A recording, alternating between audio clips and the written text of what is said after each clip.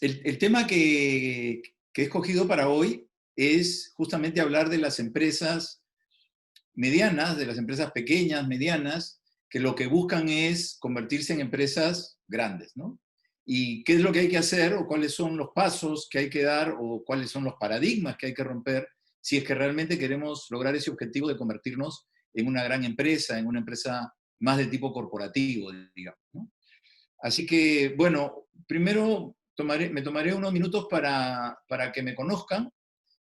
Esencialmente, me gustaría comentarles que conozco muy bien la realidad del norte, no solamente porque enseño desde hace varios años en la Universidad de Piura, sino que también fui gerente en una empresa muy emblemática del norte del país, Cementos Pacasmayo, eh, cuando todavía no tenían la planta en Piura, cuando la planta todavía se trabajaba en la planta original que queda en la ciudad de Pacasmayo.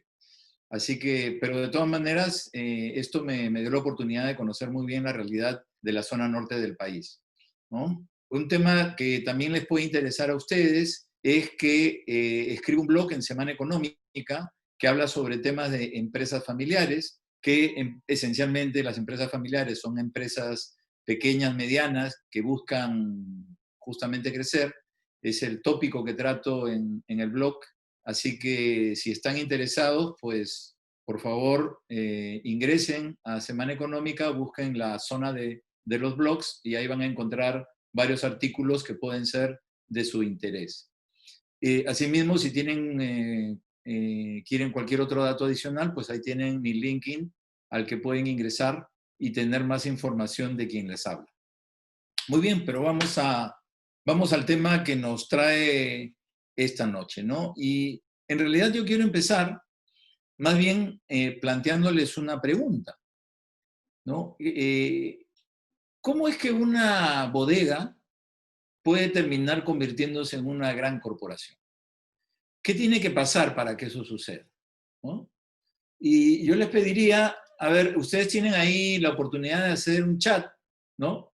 De poner algún comentario. Les agradecería si me pueden poner una palabra que crean ustedes que es lo que hace que una empresa se convierta de pequeña a grande. ¿Qué acción, digamos, habría que tomar? ¿Qué temas son los que tendrían que, que entrar en juego, digamos, para que una empresa se desarrolle?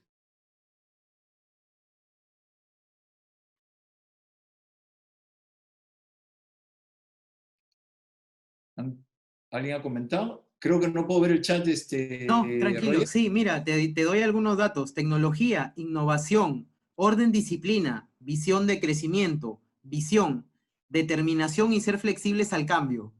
¿Qué tal? Muy bien, muy bien, muy bien. Me gusta mucho lo que han comentado. Pues bueno, de alguna manera vamos a hablar de todos esos temas que ustedes han dicho. Yo creo que están exactamente por la ruta correcta en las ideas que nos han planteado. Pues sí, yo quiero comentarles un poco el tema de WOM porque creo que es una empresa bastante emblemática, ¿no? Hoy la corporación WOM sigue existiendo, como saben ustedes, pues los centros comerciales, Mall del Norte, Mall del Sur, pertenecen a la corporación WOM. El terrapuerto que existe en Plaza Norte es de Corporación WOM. El canal de televisión Willax es de Corporación WOM, o sea que WOM efectivamente dejó de ser una corporación del mundo retail, del mundo de consumo masivos, pero se convirtió o se reconvirtió en otro tipo de corporación que es la que les acabo de mencionar. Ok, quiero para poder entender y poder llegar a un concepto final, apoyar la siguiente gráfica, ¿no? Quiero que nos pongamos a pensar cómo evoluciona una empresa, ¿no? Y cómo evoluciona además el fundador, que es, digamos, el motor que mueve pues la empresa, ¿no? ¿Cómo es el crecimiento de una empresa, en general, de cualquier empresa, una empresa pyme, por supuesto? Pues más o menos va dibujando una línea como la que yo presento, una curva S, ¿no?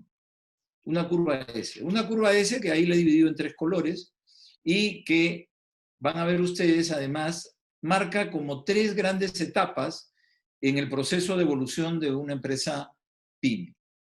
La primera de ellas es la etapa que podríamos llamar de génesis, cuando la empresa recién empieza sus operaciones, está en sus primeros años. Luego hay una siguiente etapa, que es la que podríamos llamar de expansión, ¿no? Cuando la empresa crece, ¿no? y pega un salto importante. Y luego una tercera etapa que podríamos llamar de madurez, ¿no? Porque, claro, ya ha crecido a una posición tal que ya por participación de mercado, pues los crecimientos se hacen cada vez más marginales, ¿no? El sector ya no crece tanto, pues y entonces, pues nada, ya los crecimientos se vuelven otra vez un poco más lentos, ¿no? Estas son las 3 etapas que se deben estudiar en el momento que trabajamos la evolución de la empresa. Ahora, fíjense ustedes, normalmente los empresarios, los emprendedores, en la primera etapa de su evolución, que es esta etapa de génesis, donde empiezan con muy pocos recursos, digamos, cuando hacen, digamos, sus pininos en el mundo de los negocios, pues se suele dar una situación interesante, que es que de pronto a veces están bien y les empieza a ir mal, ¿no? Sucede algo y, vamos, la empresa pues entra en bancarrota, tienen que cerrar la empresa, crean otro RUC y vuelven a empezar, ¿no? O sea, están ahí en un mundo de sobrevivencia donde a veces pues no las tienen todas consigo, pero, digamos, es normal que tu primer intento de hacer tu empresa pues no vaya bien, ¿no? Y tengas que repetir el procedimiento 1, 2, 3 veces hasta que entras a una nueva etapa, ¿no? Bueno, o sea, este es un loop del emprendedor que es muy, muy común. Ahora, cuando ya empiezan a pasar los años y de pronto empiezas de alguna manera a consolidarte, de pronto no necesariamente das ese salto que se marca en la etapa de expansión. Puede ser que algunas empresas, en vez de dar ese salto, pues resulta que entran en una etapa como que, digamos, de crecimiento, pero de un crecimiento que no es con esa pendiente tan elevada como marcamos en la etapa de expansión, sino que entran en una etapa de crecimiento, pero una etapa de crecimiento, digamos,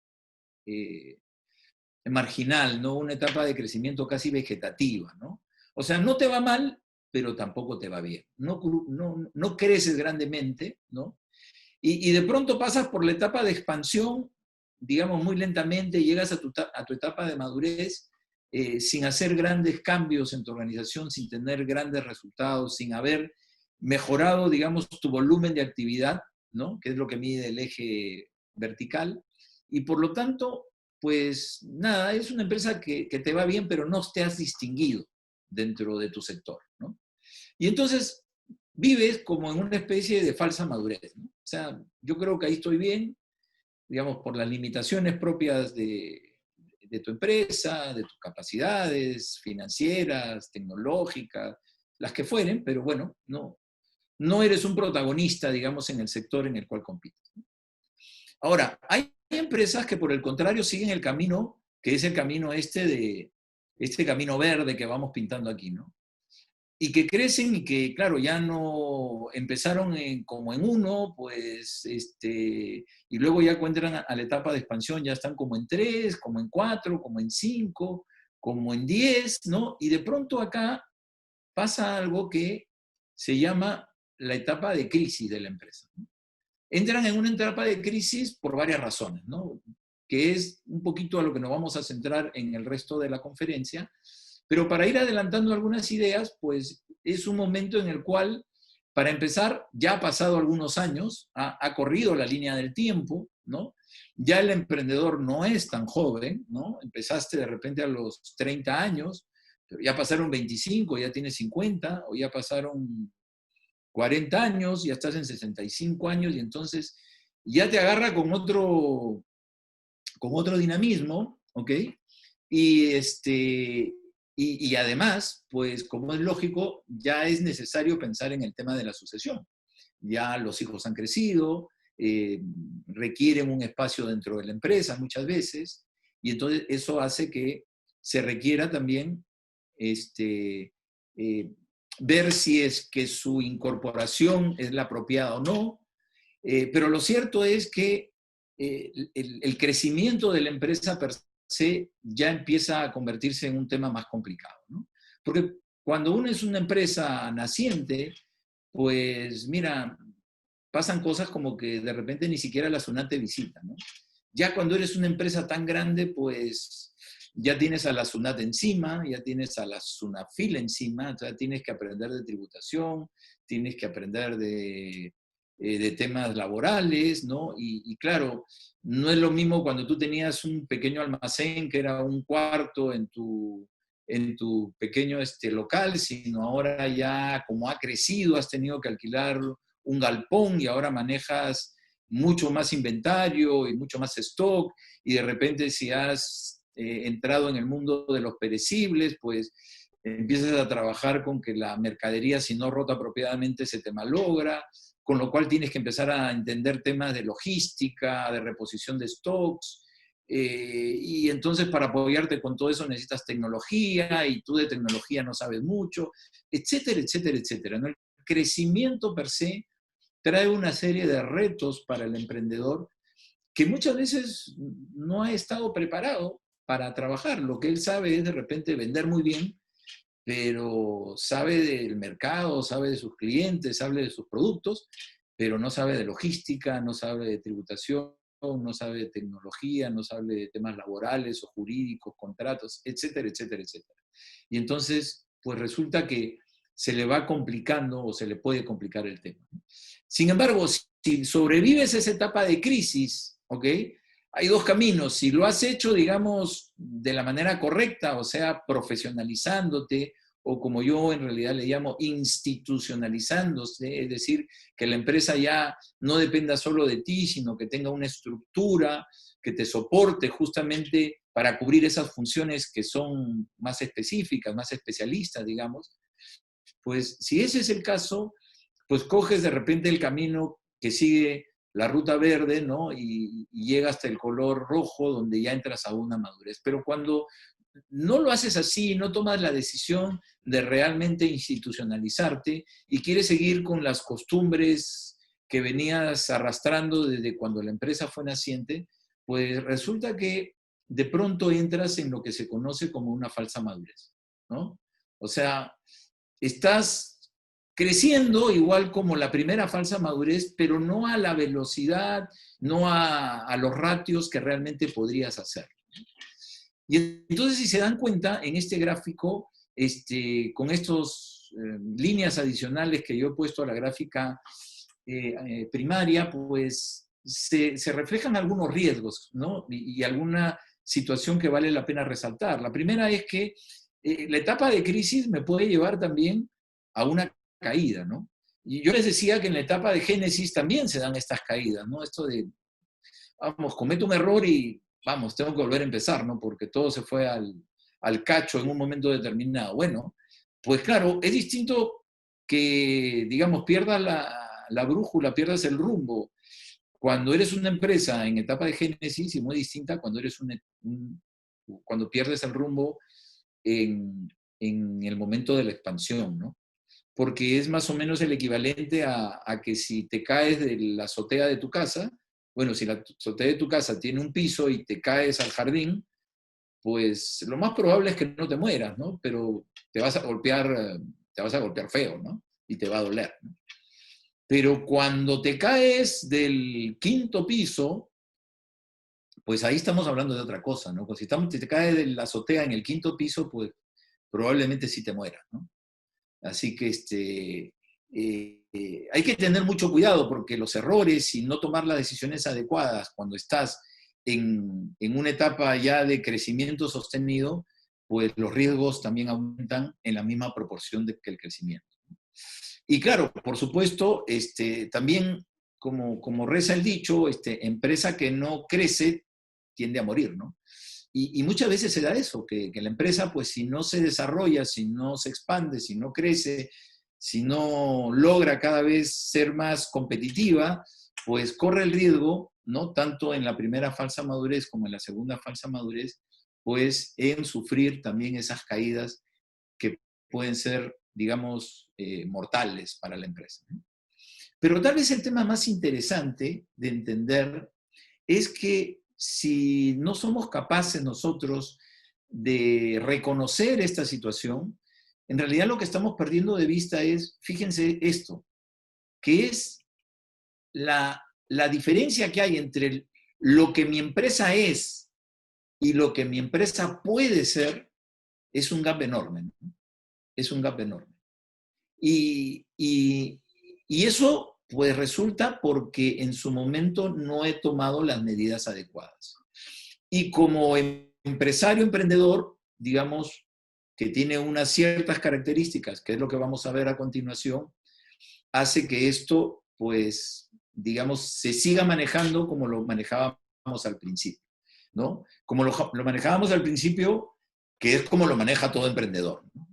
Un emprendedor, pues, es una persona normalmente que decide todo, que lo controla todo, que ve todo, que, digamos, nada se le escapa de las manos, ¿no? Él está al mando de la empresa hacia el segundo nivel, hacia el tercer nivel, hacia el cuarto nivel de la organización. Él dirige todo, quiere controlarlo todo y quiere que todo pase por sus manos para que las cosas funcionen. Pero eso que en realidad tiene que ser así, es bueno que sea así en los primeros años de una empresa, termina siendo muy perjudicial, como cuando digo, ya el volumen de actividad de la empresa se empieza a desarrollar y ya no estamos al nivel 1, sino ya estamos al nivel 10 en volumen de actividad, ¿no? Entonces, claro, los problemas cuando estamos al nivel 10 no necesariamente se multiplican por 10, a veces se multiplican por 100. Y entonces, pues cada vez, digamos, las limitaciones que puede tener ese emprendedor se ven de manifiesto. Y la verdad, sea dicha, es que nosotros lo que necesitamos, cuando ya la empresa crece y cuando ya la empresa requiere de una cierta estructura, ¿no?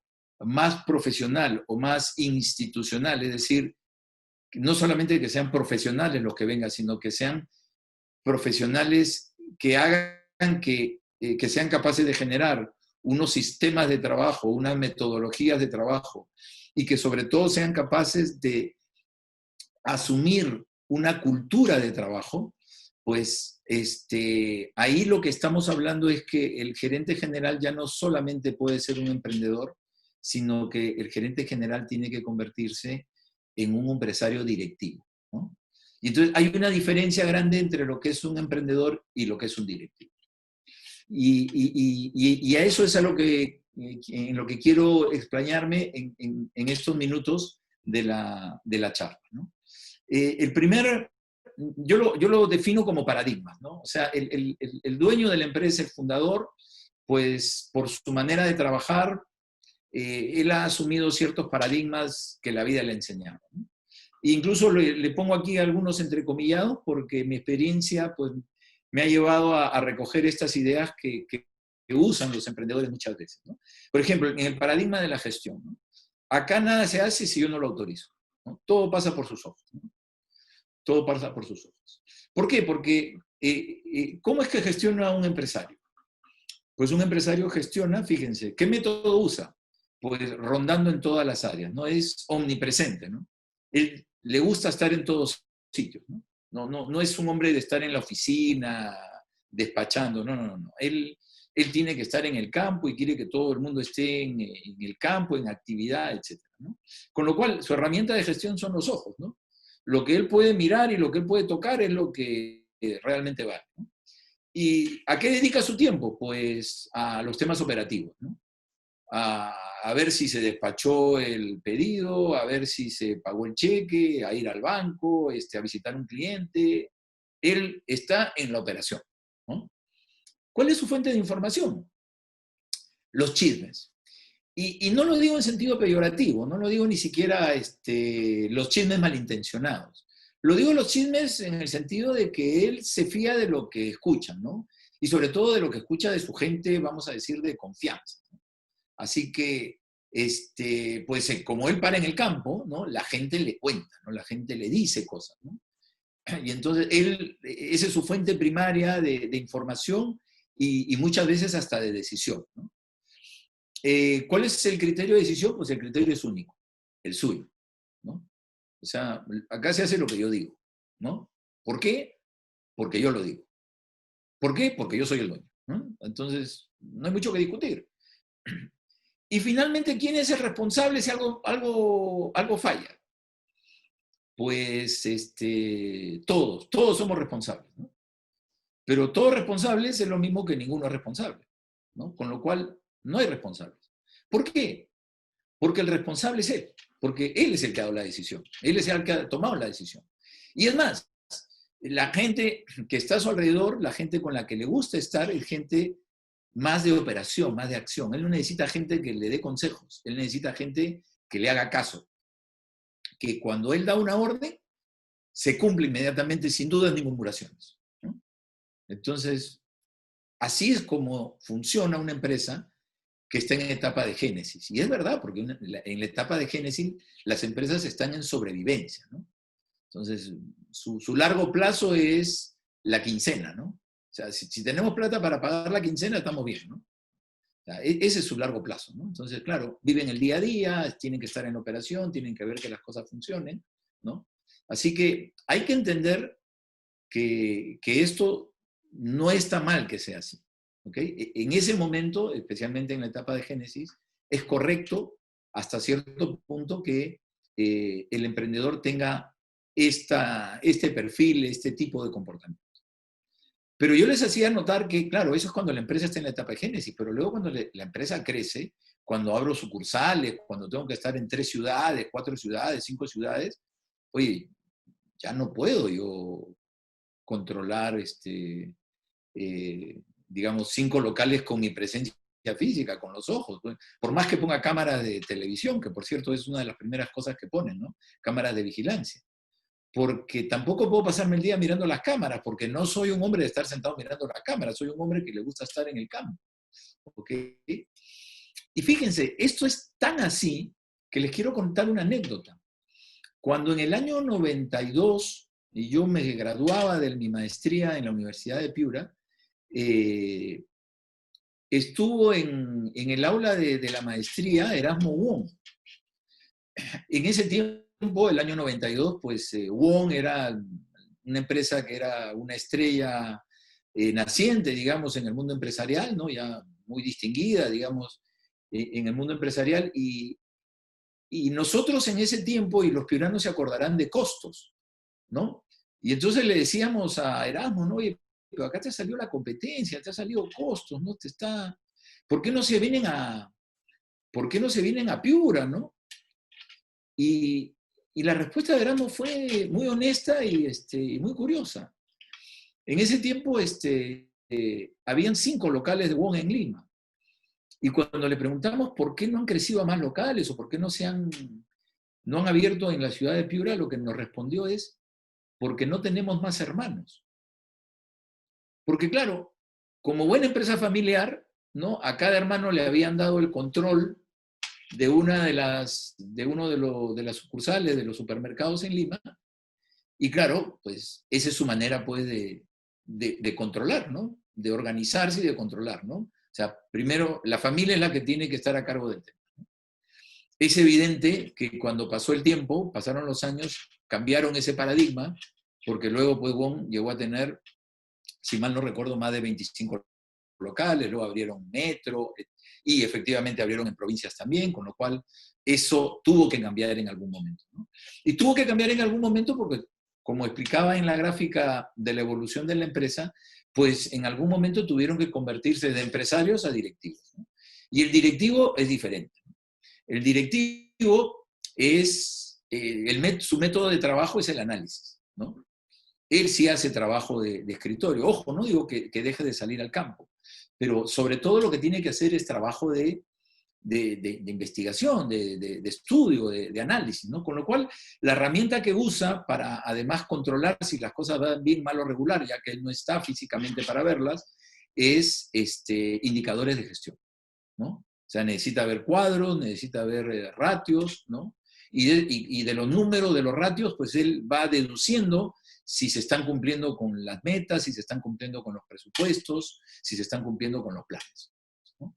Y entonces, ¿a qué se dedica el empresario directivo? Pues se dedica a estrategia. Se dedica no a mirar lo que está pasando hoy, sino se dedica a mirar lo que va a pasar de acá a 3 años, de acá a 5 años, ¿no? Y está él, digamos, poniendo el faro a donde queremos llegar, ¿no? La fuente de información ya no son necesariamente las personas. Ojo, no digo que se deja totalmente lo que está a la izquierda, no. También, por supuesto, la gente tiene comunicación, sigue teniendo comunicación, especialmente con los empleados antiguos de confianza, ¿no? Con los directivos antiguos de confianza. Pero ya no solo se basa en eso, sino que le suma a eso, pues, fuentes de información objetivas, estudios, informes, ¿no? No solo de lo que puede producir internamente, sino también de aquello que puede recoger del mercado, ¿no?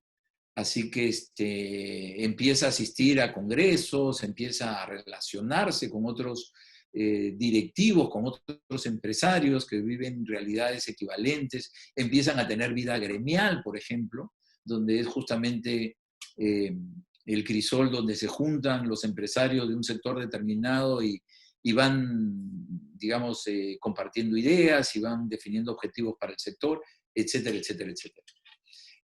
Los criterios de decisión ahora son múltiples. ¿Por qué ahora son múltiples? Porque ya no decide solo.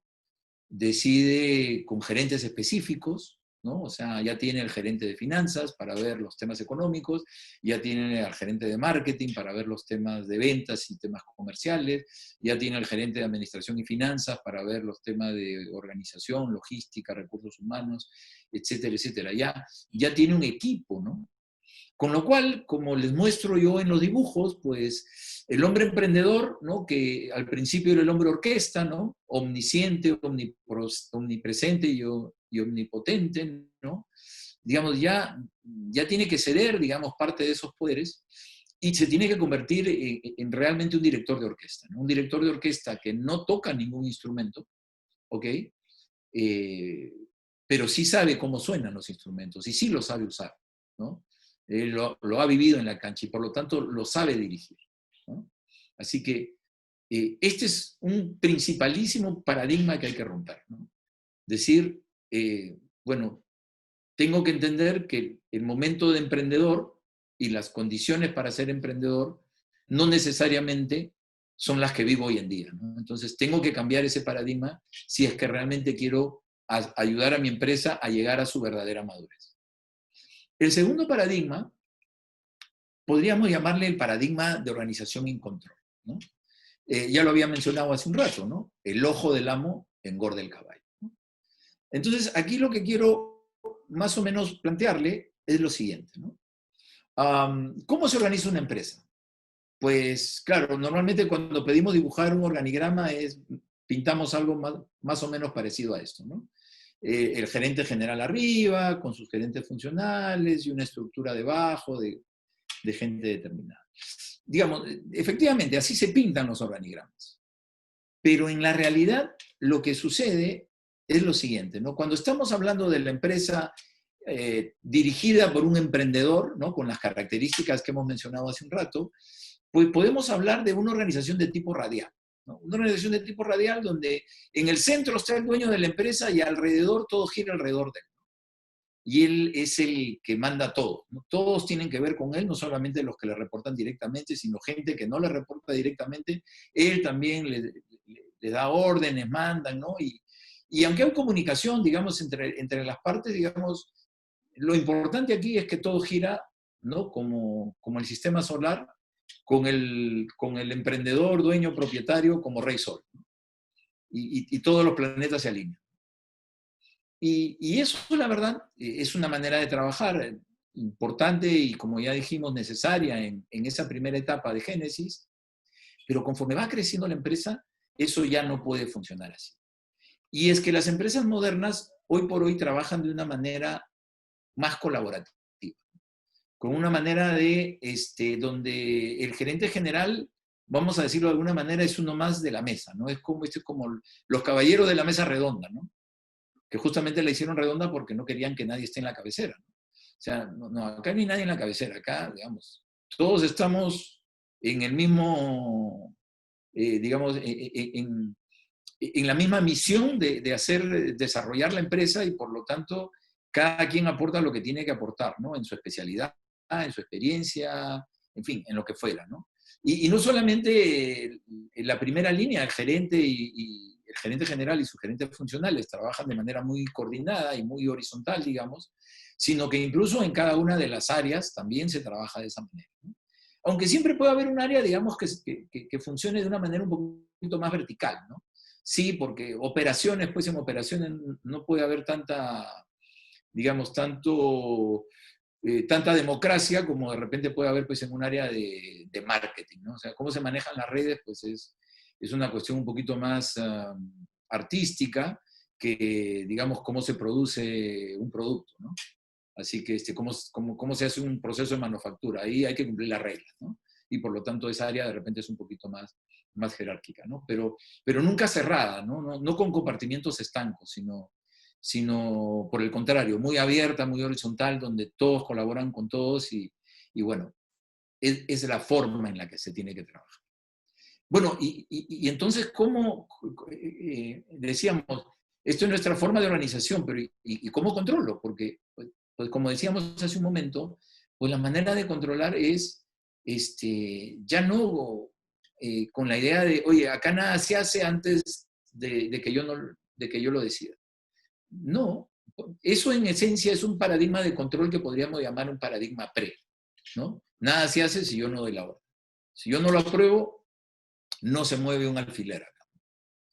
Esa es una manera de controlar, sí, pero eso es pre. O sea, toda la gente está esperando que yo decida para poder hacer. Y si yo no decido, pues la gente no hace nada, ¿no? Y hay que cambiar eso porque, claro, decíamos que en el proceso de crecimiento, pues tengo que hacerme de gente que no solamente es especialista, ¿no? No solamente tengo que conseguirme el financiero, al marquetero, al administrador, sí, efectivamente, son especialistas, pero no solo especialistas, sino que además son directivos. ¿Y son directivos por qué? Porque toman decisiones. A diferencia de lo que pasaba antes, que siendo yo el único que decidía, lo que quería era gente que me obedeciera y que hiciera las cosas según como yo les ordenaba, sin dudas ni murmuraciones, pues cuando ya la empresa crece, pues yo necesito ya gente que opine, que decida, que participe, que critique incluso, ¿no? Que me dé ideas, que me haga ver lo que yo no puedo ver, ¿no? No una persona que me diga, sí, señor, sino una persona que me diga, se está equivocando, señor, por aquí no va el tema, ¿no? Esto nos va a poner en estos riesgos. Y entonces, oye, pero si ellos que ya conocen más de los temas, ¿cómo los controlo? Pues los controlas post, déjalos decidir y mira cuáles son sus resultados. Y en ese orden de ideas, cuando tú miras cuáles son sus resultados, pues entra este modelo de gestión que yo le llamo el RIP, ¿no? El RIP porque tengo que ver el responsable, ¿no? Tengo que tener un responsable, tengo que medir su gestión, sus acciones y sus decisiones a partir de los indicadores de gestión apropiados, ¿no? Que me permitan ver si el señor lo está haciendo bien, mal o regular. Y bueno, y además tengo que trabajar un modelo de premio y castigo, ¿no? Oye, si lo haces bien, perfecto, un bono. Oye, si lo haces mal, pues tarjeta amarilla, ¿no? Porque tenemos que aprender, ¿no? Así que bueno, la primera será llamada de atención, aprendamos, que no vuelva a pasar, pero bueno, si pasa la segunda, si pasa la tercera, si pasa la cuarta, pues ya estaríamos en otro problema, ¿no? Pero lo esencial es que tiene que haber una evaluación de la gestión de esa persona, para que esa persona también cada vez dé lo mejor de sí. ¿Estamos? Y los directivos, los buenos directivos, estos directivos que no están esperando que les den orden, ¿no? Sino son ellos los que promueven, ¿no? Son ellos los proactivos, son ellos los propositivos, pues a estos directivos les gusta esa manera de trabajar, ¿ok? Les gusta el riesgo, les gusta asumir, les gusta realmente comprometerse con lo que nosotros, como empresa, queremos alcanzar, ¿no? Y lo que te piden es un poquito de cancha libre para ellos actuar, ¿no? Ellos no quieren estar en la empresa simplemente para obedecer órdenes, ¿no? Si están en una empresa para obedecer órdenes, pues nada, son directivos que no son directivos y encima son muy caros, ¿no? Para lo que realmente tú necesitas, ¿no? Así que este es el otro paradigma que es importante que los empresarios, emprendedores que quieren desarrollar su empresa, tomen en cuenta. Y luego viene uno que tiene que ver con el paradigma de la innovación. Y esto lo he escuchado tantas veces, ¿no? La tecnología es un gasto, ¿no? La tecnología no es, ¿para qué perdemos plata en eso? Yo tengo años trabajando sin la tecnología. Además, la tecnología te trae virus, ¿no? Y además la gente se pone en la pantalla y yo no quiero la gente en la pantalla porque la gente tiene que estar en el campo. En fin, ¿no? Entonces, la tecnología finalmente es un gasto. Bueno, pues si ustedes repasan la historia de todas las empresas que se han desarrollado de manera importante, en todas van a encontrar algo de atrevimiento al momento de asumir los aspectos de innovación. Y en ese caso la corporación WOM no fue una excepción, ¿no? Desde el año 1990 la corporación WOM fue la primera empresa en el país, o si no fue la primera, una de las primeras empresas en el país que asumió el tema de los códigos de barras. Les debo contar que en los negocios retail, en los negocios de consumo, como son los supermercados, pues uno de los indicadores fundamentales son las mermas, ¿no? Y la verdad sea dicha, el monto gordo de las mermas usualmente son los robos, ¿no? Se pierden 5%, 6%, ¿no? Se le llama mermas, pero en realidad son robos, ¿no? Claro, algunas cosas se malogran, otras se deterioran, pero otras pierden vigencia, ¿no? Pero en gran medida son robos, ¿no? Y entonces el tema de tener el código de barras permitía pues tener un mejor control, un mejor orden, ¿no? Y claro, la corporación WOM empezó a tener unos ratios inimaginables, digamos, para el sector, ¿no? De los mejores ratios en términos de mermas, ¿no? Tenía una merma muy reducida. Y claro, tú dirías, oye, qué bueno, si tienen menos mermas, eso va pues al bolsillo, ¿no? Pero no, fíjense, la gente de Corporación WOM, ya no solamente por un tema de ahorro, lo vieron no solamente como un tema de ahorro, sino lo vieron, como ustedes lo acaban de mencionar también a la hora que hice la pregunta, como un tema de visión, de compromiso, ¿no? ¿Para qué estoy acá? Yo estoy acá para dar un servicio. Y entonces ustedes recordarán pues que WOM se hizo muy famoso porque pues era uno de los pocos sitios en los que uno podía llegar y como tenía pues 5 jamones en la vitrina, agarraba y le decía pues a la señorita, a ver, deme para probar ese jamoncito. Y a ver, para probar este otro. Sí, tan rico, pero no estoy convencido, por favor, deme también ese otro. Y claro, y entonces, oye, y qué buena gente, WOM. Sí, claro, muy buena gente, muy bien, un gran servicio, porque me permitía pues probar realmente el producto que me apetecía, ¿no? Que quería realmente comprar. Pero claro, esa era su merma, pero no era una merma dañina que iba contra el gasto, sino era una inversión. ¿Por qué? Porque yo estaba engriendo a mi cliente, ¿no? Entonces, ese ahorro en merma lo trasladó al servicio, de manera que, digamos, como quien dice, del mismo cuero salieron las correas, ¿no? Él invirtió en tecnología, consiguió los ahorros de mermas y eso finalmente terminó siendo un beneficio desde el punto de vista estratégico, porque como todos ustedes saben, el reconocimiento que ganó WOM a lo largo de los años fue justamente eso, ¿no? El de la calidad de servicio que otorgó a sus clientes. Así que eso es sumamente importante, ¿no? Y claro, entonces muchas veces dicen, oye, pero ¿y cómo innovo en la empresa? Pues nada, la verdad que yo más bien le preguntaría a ustedes, ¿han hecho algo por innovar en la empresa? ¿No? Claro, si son de los emprendedores todavía, ¿no? De estos empresarios emprendedores, claro, están metidos en la operación y claro, no están pensando, no están dándole tiempo al análisis ni a la reflexión y entonces es difícil así que se les ocurra un tema de innovación, ¿no?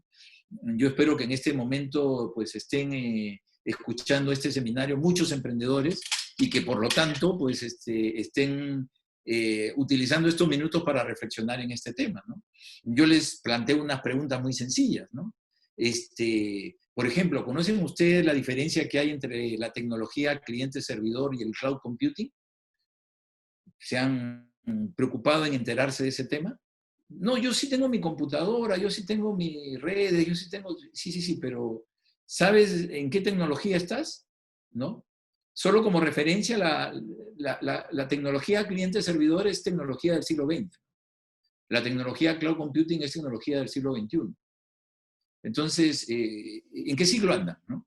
O sea, si ustedes tienen todavía su servidor en su empresa, ¿no? Están en tecnología del siglo XX, ¿no? Y ya estamos en la segunda década del siglo XXI. Entonces, piénsenselo un poquito, ¿no? ¿Conocen ustedes, por ejemplo, estas siglas, ¿no? ¿Qué cosa es un RP? ¿Qué cosa es un CRM? ¿Qué cosa es un BI? ¿Y cómo esto les puede ayudar? ¿No? ¿Por qué existen estas cosas? ¿Qué es exactamente un RP y qué no es un RP? No, yo tengo un software que sí me hace todas las cosas. ¿Eso es un RP? No necesariamente, ¿no? Entonces, el entender estas cosas, el entender que un RP es una herramienta que me va a ayudar a controlar y gestionar mejor mi empresa y por lo tanto a obtener ahorros, ¿no? Y muchas veces productividad, ¿no? Un CRM que es un software para relacionamiento con los clientes, que lo que me permite es finalmente tocar mejor al cliente, entenderlo mejor, anticiparme al cliente, ¿no? Eh, pues va directo a mi primera línea, ¿no? Que es los ingresos, las ventas. Y un Business Analytics o un Business Intelligence, por eso las siglas, es una herramienta que me permite conjugar una serie de fuentes de información y me permite tener un mejor control sobre mi organización, es decir, manejar esos indicadores de gestión que veíamos hace un ratito, que son necesarios si es que yo quiero tener una empresa controlada de manera distinta. Con lo cual, pues si no entiendo estas cosas, pues estoy perdiendo la oportunidad de ese modelo de desarrollo que decía, ¿no? Y tal vez es porque sigo siendo un empresario emprendedor, ¿no? Y bueno, y otras cosas más. Ya acá me pongo más sofisticado, pues porque hoy en día hay conceptos como el Internet de las Cosas, la inteligencia artificial, el Big Data, los blockchain, en fin. Hay muchísimos conceptos, ¿no? Las impresiones 3D, en fin. O sea, hay tanto tema que se está desarrollando y la pregunta que hay que hacerse es, oye, ¿y todas estas cosas van a golpear mi sector? Claro, y alguno dirá, no, pero mi sector, y acá casi estoy repitiendo palabras de un amigo que yo tenía acá en Lima, que tenía en su momento estas compañías de taxi satelital y que le iba muy bien en su momento, ¿no? Y él decía así, bueno, yo ya,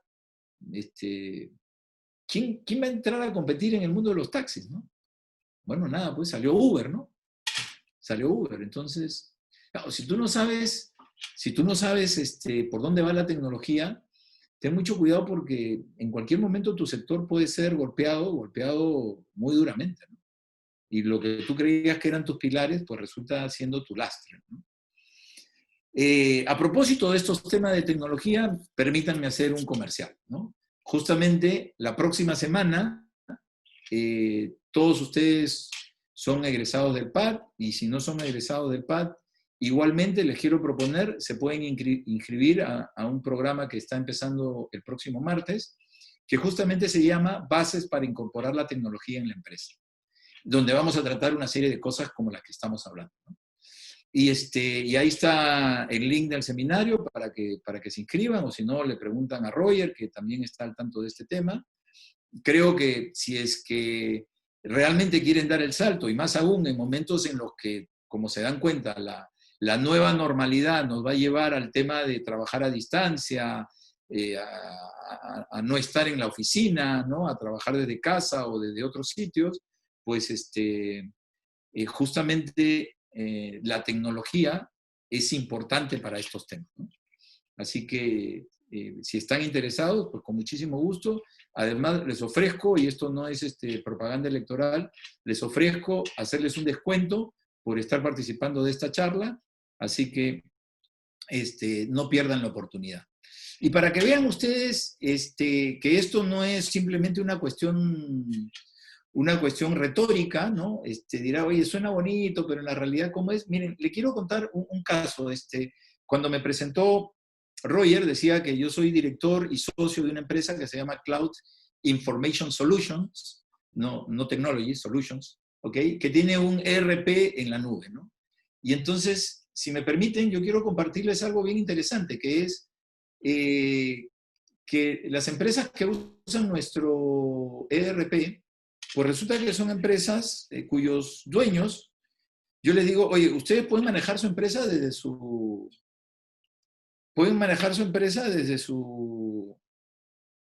celular, ¿no?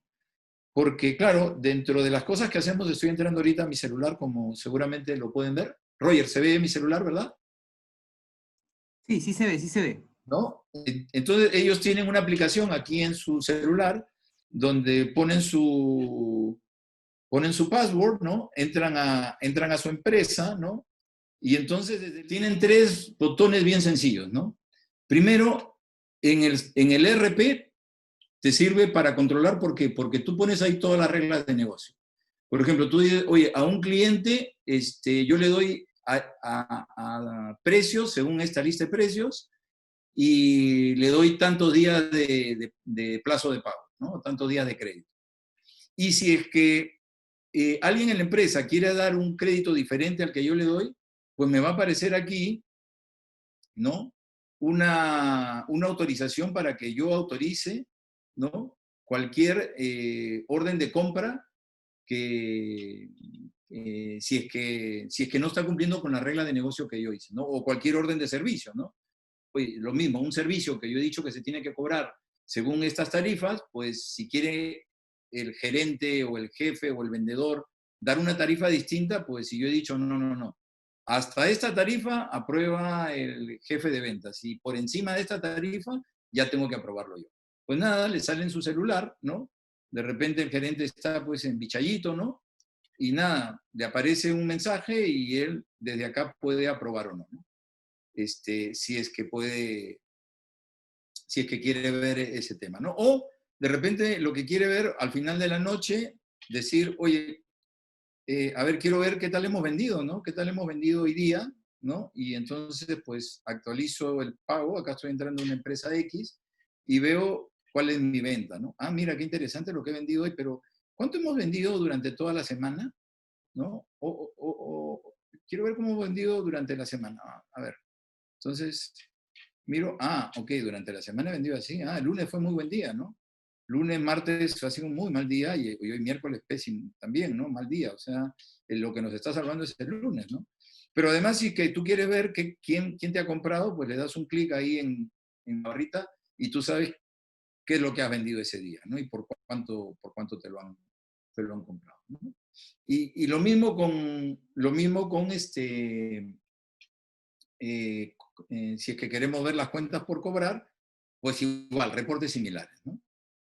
Vamos teniendo esa posibilidad de tener la empresa al alcance de tu celular, ¿no?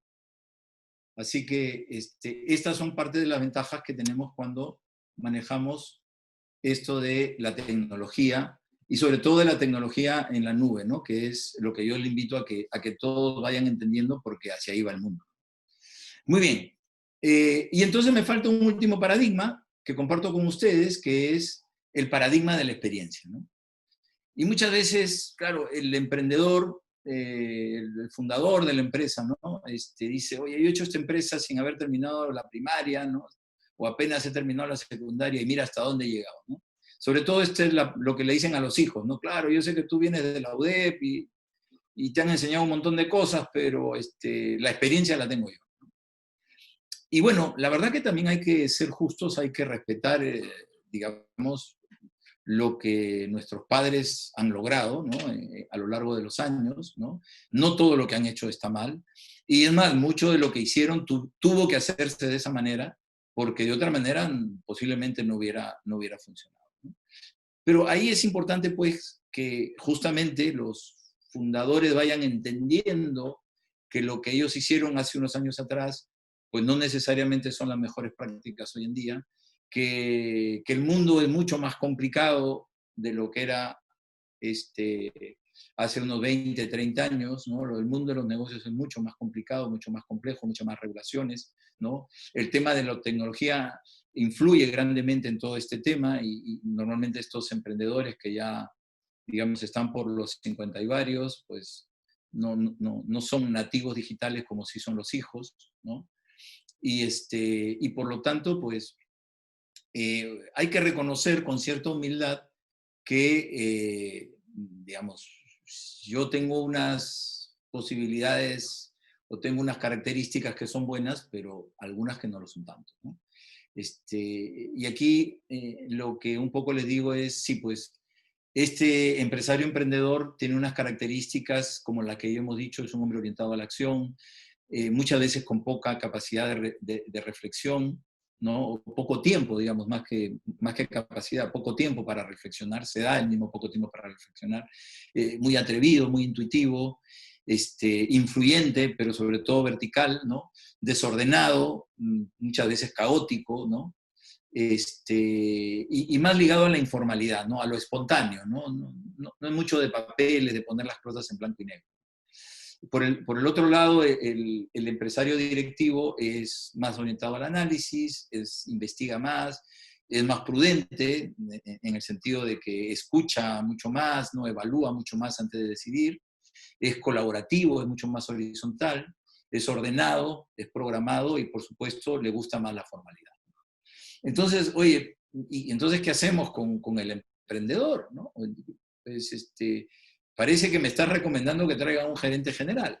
Bueno, no es una mala idea traer a un gerente general que sea un externo, ¿no?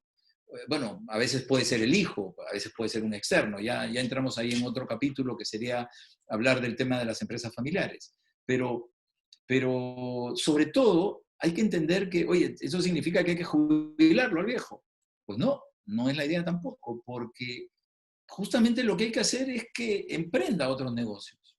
Si lo que él sabe es emprender.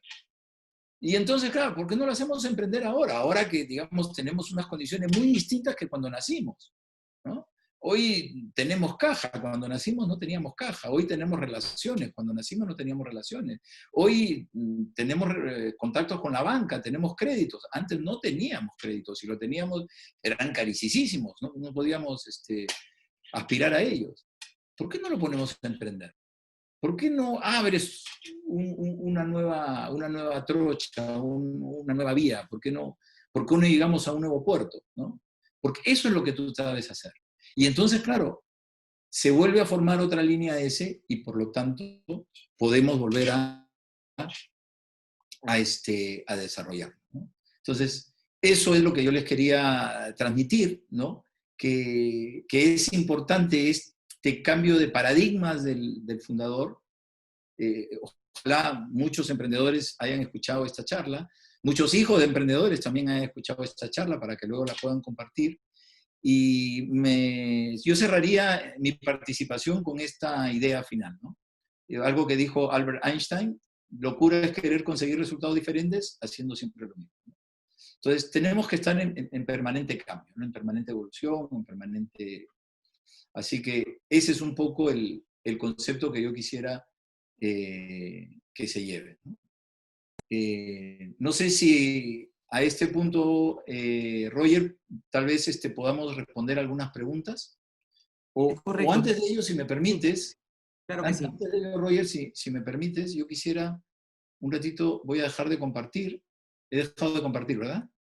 Sí, Yo quisiera poner en el chat un link porque me gustaría mucho si pueden colaborar conmigo en llenar una encuesta. Creo que si lo pongo en el tema del chat, es correcto. Ahí está. ahí les estoy enviando un link. Es una encuesta muy breve, muy cortita, lo van a hacer en 2 minutos, pero como yo escribo en Semana Económica, me gustaría poder recoger de ustedes esta información para que me sirva en mi siguiente post. Y además, también si ustedes tienen interés en algún tema, pues escríbanme ahí y con mucho gusto yo les responderé, ¿no? Y los atenderé. Muy bien, Roger, a tus órdenes, con las preguntas que haya de... Claro que sí, tenemos una preguntita aquí que tiene que ver con lo último que has comentado, ¿no? ¿Cómo elegir al directivo correcto? Mm, con mucha paciencia. Con mucha paciencia, ¿por qué? Porque especialmente porque las empresas pymes son empresas familiares. Y encontrar a la persona correcta es muy complejo. Porque no solamente tiene que ser un buen directivo, sino que tiene que ser un directivo que sepa querer a la familia. Y como saben ustedes, querer a alguien pues no es una cosa fácil, ¿no? En el sentido de que pues ese cariño es un proceso, ¿no? Yo puedo tener un aprecio, digamos, por todos, pero querer, o sea, ser capaz de comprometerme con alguien, porque finalmente ese es el punto, ¿no? Comprometerse con alguien eh, para soportarlo, ¿no? Soportarlo tiene una doble acepción, ¿no? Darle soporte, ayudarlo, y sí, pues, en algunos casos, tener que soportar a sus malos genios, sus malos ratos, sus malos momentos, ¿no? O sea, ser paciente con la persona, ¿no? Y es un tema de doble vía, ¿no? Yo he conocido extraordinarios profesionales del mundo corporativo que han fracasado estrepitosamente en el mundo de empresa familiar, de empresa pyme, porque como buenos directivos quieren decidir y quieren decidir todo muy rápido, muy agresivo, van mucho a los indicadores de gestión, y siendo eso lo que queremos de ellos, pues tienen que tener el tacto para saber, digamos, hacerlo de manera gradual y hacerlo de manera, digamos, con vocación académica, ¿no? De enseñarles por qué es que tienen que las cosas cambiar en el sentido que hemos conversado, ¿no? Entonces, digamos, es un proceso en el cual, de hecho, yo a las empresas que asesoro y que les recomiendo que contraten gerentes profesionales, ¿no? No familiares, ¿no? Pues decirles, tengan mucho cuidado porque seguramente el primero que contraten no será el que se quede con ustedes muchos años, ¿no? Es un proceso de prueba y error. Excelente. Hay otra pregunta que dice, no, ¿estamos en un momento complicado para emprender o dependiendo del giro se abren oportunidades que se podrían aprovechar? No, no, yo creo que, a ver, un buen empresario, a ver, la definición de empresa es un conjunto de capacidades, ¿no? Recursos, ¿no? Las capacidades están en las personas y los recursos, pues, están en los temas materiales o económicos, ¿no? Es un conjunto de capacidades y recursos que organizados de cierta forma son capaces de adaptarse y generar valor para un determinado público, ¿no? Claro, esa es la definición de empresa, pero es la definición de empresario, ¿no? El empresario es aquella persona que es capaz de convocar ciertas capacidades, de potenciar ciertas capacidades, de hacerse de ciertos recursos, de generarse ciertos recursos, con el fin de poder atender un requerimiento de un cliente determinado, de un público determinado, ¿no? Y por lo tanto generarle valor a ese público determinado. Lo que nos ha pasado con el COVID es que se han roto los esquemas del entorno tal como lo conocíamos. Pero eso no significa que no haya oportunidades de negocio. Hay muchas oportunidades de negocio. De hecho, estoy seguro en este momento que muchas empresas en Piura se están reconvirtiendo y están repensándose las cosas. Lo cual me parece extraordinario, me parece muy bien, ¿no? Porque esos son los emprendedores, ¿no? El emprendedor es muy sensible a entender el requerimiento de los clientes. En eso es muy bueno. Digamos, lo que muchas veces le falta al emprendedor es ese manejo del back office, ¿no? Ese soporte que necesita para manejar algunos temas más técnicos o de especialidades muy específicas que él no domina. Siempre es un buen momento para, para hacer negocio. Siempre. ¿ok? No existe, o sea, en cada sector, en cada momento de la historia que tú dices, oye, este sector es pésimo, este momento de la historia es pésimo, siempre han surgido empresarios que la han sabido hacer. Erasmo Bon es uno de esos casos. Erasmo Bon viene de los años 80. Señores, los años 80 tuvimos la hiperinflación de 7000%, ¿no? En ese momento fue récord a nivel mundial. O sea, crisis hoy, por favor, o sea, realmente lo que hemos vivido, la hiperinflación, digamos, nos asustamos menos tal vez de lo que está pasando ahora porque en su momento la vivimos peor. Así que no, siempre hay oportunidades. Hugo, quiero hacerte una pregunta de índole personal también. Tiene que ver con el perfil de un líder de negocio local o de pequeña empresa que ya es el hijo, ya es millennial, ya está en los 30, pero arrastró las taras. ¿Qué le recomiendas estudiar? ¿En qué formarse? Porque son perfiles que se están viendo. Gente millennial, gente entre los 30, 32, y se ve mucho en esta oportunidad que estoy acá desde el norte de Perú, que ha arrastrado las taras, en vez de haber hecho el tema de una manera un poquito más profesional. Pero tiene ganas. A ver, ¿Por mira, dónde empezar? yo creo que justamente ese tema de la pandemia, esta crisis que estamos viviendo es una oportunidad de oro. Yo lo escribí en alguno de los posts de Semana Económica. Es una oportunidad de oro, ¿por qué? ¿Por qué se habla de los millennials que son gente, digamos, no comprometida, ¿no? Que está buscando siempre cambiar de trabajo, nunca está satisfecho con ninguna cosa, etcétera? Digamos, yo tengo una visión distinta de ese tema. Efectivamente, los millennials son un poco así, porque los millennials lo que buscan son retos, no buscan funciones, ¿no? A un millennial tú le das un manual de funciones y te dice, ¿qué es esto? ¿No? Tú le tienes que decir un reto, tú le tienes que decir, mira, esa es la colina que tenemos que conquistar, hay que llegar. No le des el manual, él va a hacer su manual, ¿no? O sea, él vive por el reto, por la emoción, porque eso le gusta, eso le atrae, eso le llama la atención, ¿no? No está preocupado como mi generación en cuánto me van a pagar, me van a dar bono, tengo seguridad laboral. Eso no está en su cabeza. Él lo que quiere, él hace las cosas por una motivación o por unos motivos muy diferentes que lo que pasaba con sus padres, ¿no? Con la generación más de mi edad, ¿no?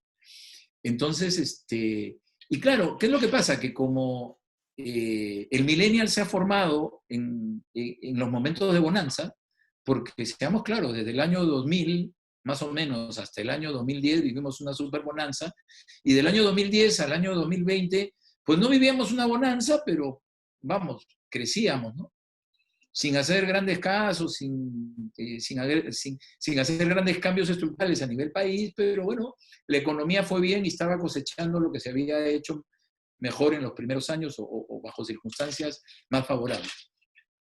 Pero sencillamente el millennial, digamos, lo tenía fácil de alguna manera, ¿no? Y entonces, claro, eso ha formado ese carácter. Pero esta es la oportunidad de oro, porque qué mejor reto que salvar tu empresa. Qué mejor reto que decirle, viejo, papá, sí, yo sé que la cosa está difícil, y esto es casi como volver a empezar, casi como volver al Génesis, ¿no?